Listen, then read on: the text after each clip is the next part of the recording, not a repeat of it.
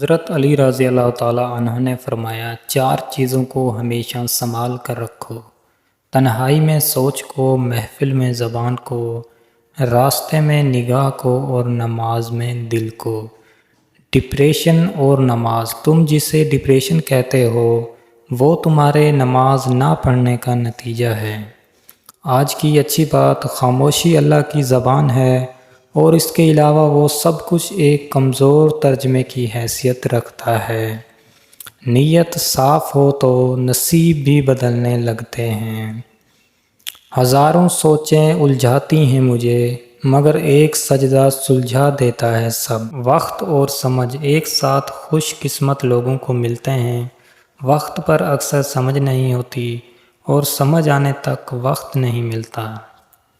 انسان کی تعریف سے زیادہ اس کی خامیاں اسے ہنرمند بناتی ہیں۔ بے شک اللہ نے جہنم کو ہمارے لیے نہیں بنایا، ہم نے خود اپنے اعمال سے جہنم کو اپنا لیا۔ کسی غریب کو تنگ مت کرنا، تیری طاقت پیسہ ہے، اس کی طاقت اللہ ہے۔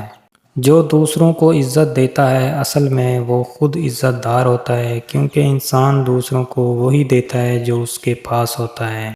قصہ یہ پڑھا ہے پرانی کتاب میں، حسن محفوظ رہتا ہے ہمیشہ حجاب میں۔ بہترین فیصلہ چاہتے ہو تو سب کچھ اللہ پہ چھوڑ دو۔